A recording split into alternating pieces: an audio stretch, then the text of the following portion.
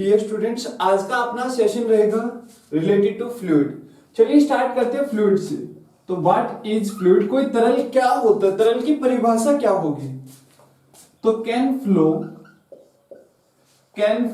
Due to its mass, अपने द्रव्यमान के कारण गति कर्ष के, वो क्या कहलाता है? फ्लूइड कहलाता है, तरल कहलाता है। अब आप एक चीज ध्यान दीजिए, अगर वो फ्लो कर सकता है it means no definite shape, कोई निश्चित आकृति ना हो और अपने द्रव्यमान के कारण गति कर्ष के, उसे हम नाम देते हैं फ्लूइड का, तरल का। जितने भी अपने पास लिक्विड हैं, द्रव हैं, जितने भी अपने पास लिक्विड है यानी द्रव हैं, और जितने भी अपने पास गैस है, वो सारी किस कैटेगरी के अंदर आती हैं? फ्लूइड की कैटेगरी के अंदर आती हैं। चलिए अब इसके बारे में हम देख लेते हैं। सबसे पहले हम डिस्कस कर लेंगे लिक्विड के बारे में, उसके बाद अपने पास आ जाएगा गैस। चलिए लिक्विड के बारे में हम देखते हैं। प्रॉपर्टीज ऑफ लिक्विड, किसी भी द्रव के गुण हम देखेंगे। सबसे पहली प्रॉपर्टी रहेगी अपने पास सरफेस टेंशन, जो आज की सेशन में हमें पढ़ना है। सबसे पहले हम पढ़ेंगे सरफेस टेंशन, पृष्ठीय तनाव। दूसरा आज की सेशन में हमें पढ़ना है कैपिलरी एक्शन, केशिका तव कार्य। कैपिलरी एक्शन, केशिका तव कार्य।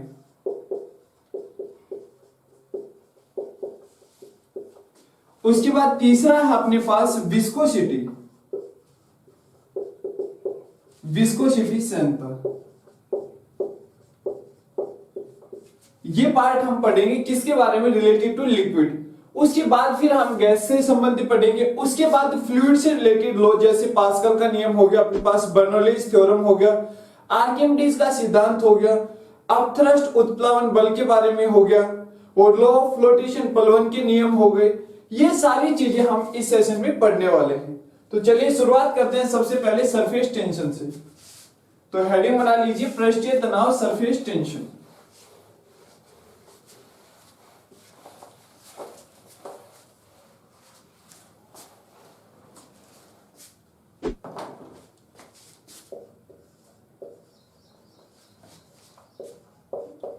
Surface tension,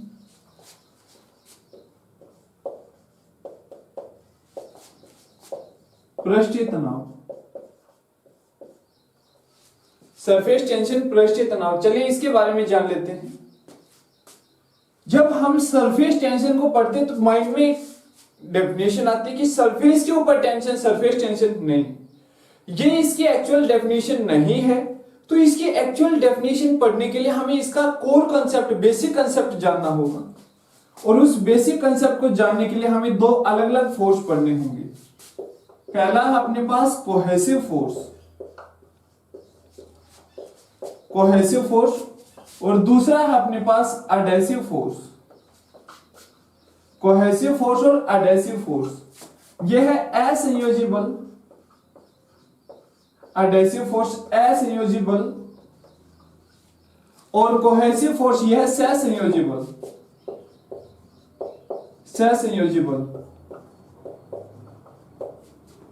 cohesive force act करता है, काम करता है, एक्ट्स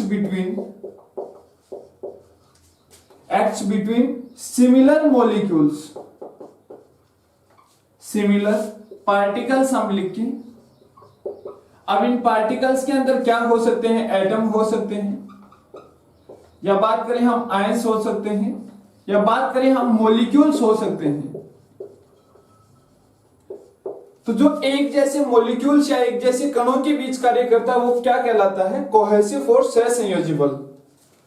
और जो अलग अलग तरीके के मॉलिक्यूल्स के बीच काम करता है वो कहलाता है adhesive force. This force acts between different molecules या एटम, या हम कह सकते हैं डिफरेंट पार्टिकल्स।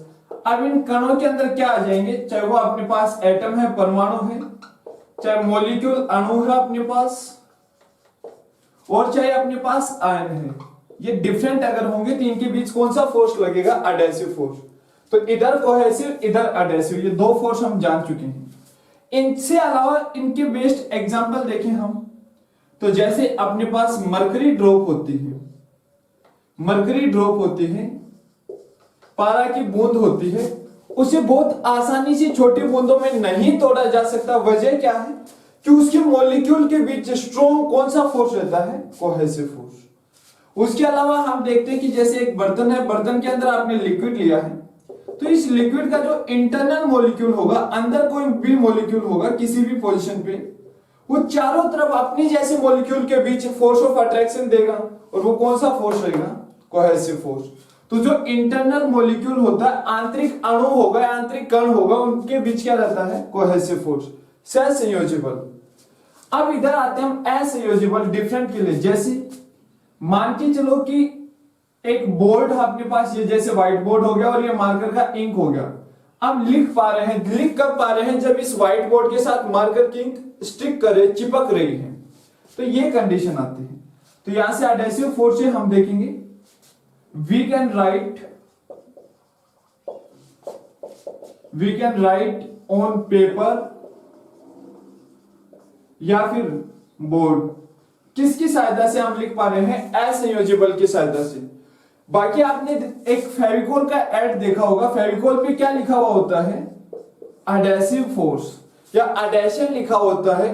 तो फेविकोल क्या करता है? एक लकड़ी के टुकड़े को दूसरे लकड़ी टुकड़े के साथ नहीं जोड़ता, जुड़ता क्या है?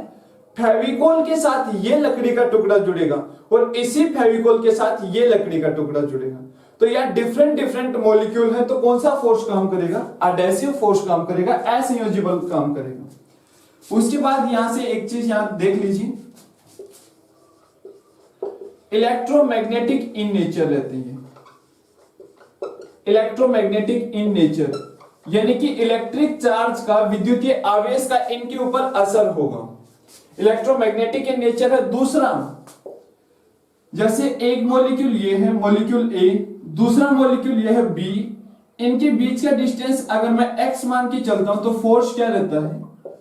इनवर्सली प्रोपोर्शनल टू 1 x की पावर 8। ऊपर एक बार फिर लिख देता हूं मैं, f directly proportional to 1 by x की पावर 8। यानी कि जैसे जैसे डिस्टेंस बढ़ेगा वैसे वैसे फोर्स कितना ज्यादा कम हो जाएगा, यहां से अंदाजा आपको हो रहा है। ये कंडीशन इस पे भी लागू होती है और ये कंडीशन इस पे भी लागू होती है।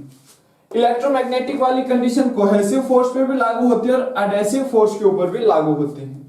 तो ये थे अपने पास कोहेसिव और एडहेसिव फोर्स। एक जैसे मॉलिक्यूल के बीच कोहेसिव और डिफरेंट मॉलिक्यूल्स के बीच एडहेसिव फोर्स। अब इसके बाद हमें जानना है कि सरफेस टेंशन क्या है, ये जानिए।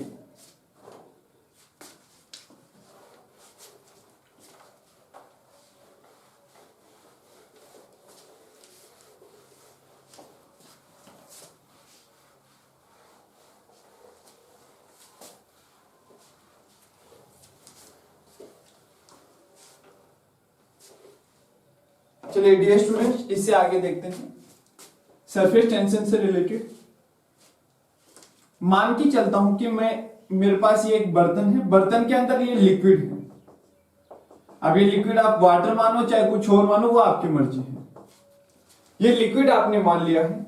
अब लिक्विड का इंटरनल मॉलिक्यूल होगा, ये तो चारों तरफ कौन सा फोर्स लगाएगा? ये तो चारों तरफ कोहेसिव फोर्स लगाएगा, सहसंयोजिबल लगाएगा। लेकिन अगर सरफेस के मॉलिक्यूल की मैं बात करता हूं तो ऊपर मान लो ये एयर का मॉलिक्यूल है, इसके साथ कौन सा? Adhesive force. और नीचे ये वाटर का मॉलिक्यूल या इस लिक्विड का मॉलिक्यूल है, इसके साथ कौन सा? Cohesive force. इसी चीज को थोड़ा सा बड़ा करके देखिए, ये मॉलिक्यूल था, ऊपर की ओर लग रहा था एडहेसिव फोर्स और नीचे की ओर लग रहा है कोहेसिव फोर्स। लिक्विड का अट्रैक्शन लिक्विड गैस के अट्रैक्शन से क्या रहेगा? ज्यादा रहेगा। तो यहां कंडीशन क्या निकल के आएगी? Cohesive force greater than adhesive force. और इस चीज से क्या आ रहा है कि नेट कौन सा फोर्स काम करेगा? नेट फोर्स कौन सा आएगा? तो कोहेसिव फोर्स अपने पास आएगा, कोहेसिव फोर्स। और कोहेसिव फोर्स क्या करता है कि अपने ही मॉलिक्यूल के बीच काम करता है, खुद के मॉलिक्यूल्स के बीच काम करता है। तो इसके बारे में अब आगे जानिए क्या कहेंगे। कोहेसिव फोर्स के बारे में। नेट फोर्स ये आ गया अपने पास, ये कोहेसिव फोर्स, कोहेसिव एडहेसिव। हाँ, इससे आगे देखिए अब क्या आएगा अपने पास कि अगर ये वाला फोर्स नीचे की तरफ फोर्स ज्यादा स्ट्रॉन्ग है एडहेसिव के कंपैरिजन में, तो ये जो सरफेस था अपने पास, इसमें नेट फोर्स, रिजल्टेंट फोर्स, परिणामिक बल कैसे लगेगा? नीचे की ओर। तो ये सरफेस के सारे मॉलिक्यूल अंदर की ओर जाने की कोशिश करेंगे अगर ये लिक्विड एक बर्तन के अंदर है तो। और अगर ये लिक्विड फ्री स्पेस में आप डाल दोगे तो सारे मॉलिक्यूल अंदर जाने की कोशिश करेंगे इस तरीके से। और अगर सारे मॉलिक्यूल्स अंदर की ओर जाने की कोशिश करें तो उस लिक्विड का साइज कम होगा, ज्यादा होगा? तो जाहिर सी बात है लिक्विड का साइज कम होगा। और यही प्रॉपर्टी क्या कहलाती है? Surface tension. क्या लिखेंगे हम? Property of liquid to minimize its surface area, अपने पृष्ठीय क्षेत्रफल को न्यूनतम करना, फॉर ए, किसके लिए? Given volume of liquid, for a given volume of liquid, किसी दिए गए आयतन के लिए, द्रव के आयतन के लिए पृष्ठीय क्षेत्रफल कम से कम करना। ये प्रॉपर्टी क्या कहलाती है? पृष्ठीय तनाव। पृष्ठीय तनाव में परिणामिक बल कौन सा काम करता है? तो आंसर होगा कोहेसिव फोर्स, सहसंयोजी बल। और वैसे कौन कौन से रहते हैं? तो कोहेसिव और एडहेसिव फोर्स रहते हैं। ये था अपने पास सरफेस टेंशन की डेफिनेशन। अगर मैथमेटिकल एक्सप्रेशन देखना चाहते हैं तो क्या रहेगा अपने पास? Surface tension is equal to force per unit length. अब फोर्स पर यूनिट लेंथ है तो इसका यूनिट क्या बन जाएगा? इसका मात्रक क्या बन जाएगा पृष्ठीय तनाव का? न्यूटन प्रति मीटर। ये इसका मात्रक बन जाएगा। तो ये था अपने पास कि व्हाट इज सरफेस टेंशन। लेकिन अब सवाल आता है कि सर डेली लाइफ में हम सरफेस टेंशन को कहां ऑब्जर्व कर सकते हैं? चलिए उसके बारे में।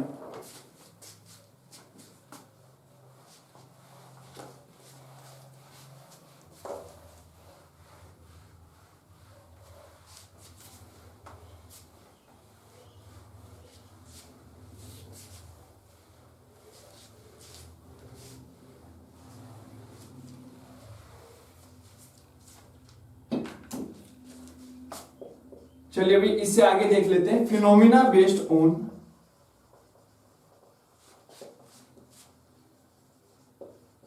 Surface tension. Phenomena based on surface tension, पृष्ठीय तनाव पे आधारित घटनाएं। सबसे पहला हम देखते हैं वर्षा की बूंद का गोलाकार होना। वर्षा की बूंद का गोलाकार होना, spherical shape of rain drop. अभी जो मैंने एग्जांपल लिया था कि अगर सारे मॉलिक्यूल अंदर की तरफ जाएंगे तो साइज क्या रहेगा? कम से कम। और इसी प्रॉपर्टी के लिए हम यहां से ध्यान देंगे कि जब भी मिनिमम साइज आपको चाहिए लिक्विड का तो शेप कैसी रहनी चाहिए? स्फेरिकल शेप रहनी चाहिए। To obtain minimum surface area for given volume of liquid, shape of liquid should be spherical. गोलाकार होना जरूरी है। दूसरा, formation of bubble. Formation of bubble, बुलबुले का बनना। बुलबुले का बनना ये किस पे आधारित है? पृष्ठीय तनाव पे आधारित है। यहां से एक चीज और ध्यान दीजिए डियर स्टूडेंट्स, इसके अंदर का जो प्रेशर रहेगा बबल का और बाहर क्या रहता है? एटमॉस्फेरिक प्रेशर, वायुमंडलीय दाब। तो हमेशा आपके पास आएगा कि P inside is greater than P atmospheric pressure. बुलबुले के अंदर का जो दाब रहेगा वो वायुमंडलीय दाब की तुलना में हमेशा ज्यादा रहेगा। ये चीज ध्यान दीजिए। तीसरा है अपने पास working of ball pen. Working of ball pen. अब एक चीज ध्यान दीजिए कि बॉल पेन जब वर्क करता है वो ग्रेविटेशन के ऊपर डिपेंड करता है। ग्रेविटेशन पे डिपेंड करता है, तभी हम नीचे की तरफ लिख सकते हैं, ऐसे उल्टा करके पेन से नहीं लिख सकते।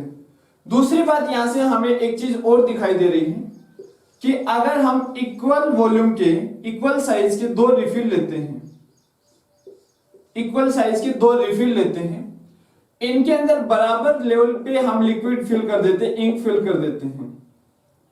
ये मान के चलिए बराबर लेवल पे आपने इंक फिल कर दिया, लेकिन ये वाला अगर 1 महीने चल रहा है तो ये सिर्फ 2 से 4 दिन चल रहा है। इसका मतलब कहीं ना कहीं डिफरेंस आ रहा है। तो डिफरेंस किस में आ रहा है? डिफरेंस आ रहा है उनकी इंक में, यानी लिक्विड में डिफरेंस आ रहा है। और लिक्विड में डिफरेंस किस तरीके से आ रहा है? Due to their surface tension. तो इस स्याही के बारे में जब भी बताया जाता है तो ये स्याही भरी जाती है किस प्रॉपर्टी को ध्यान में रखे? सरफेस टेंशन को।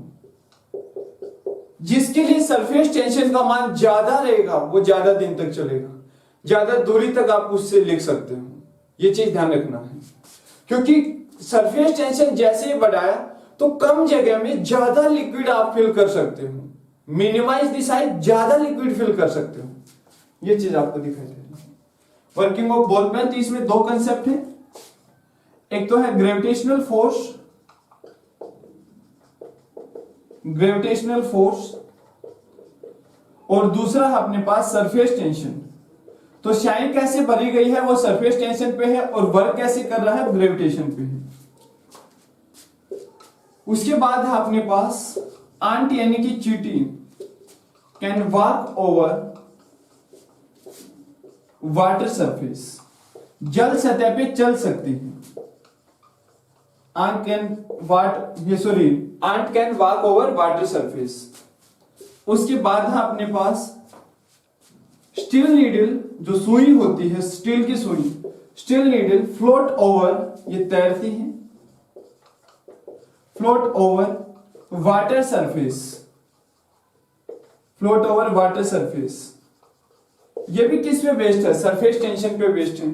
कुछ एग्जांपल्स और देख लेते हैं हम। Clinching of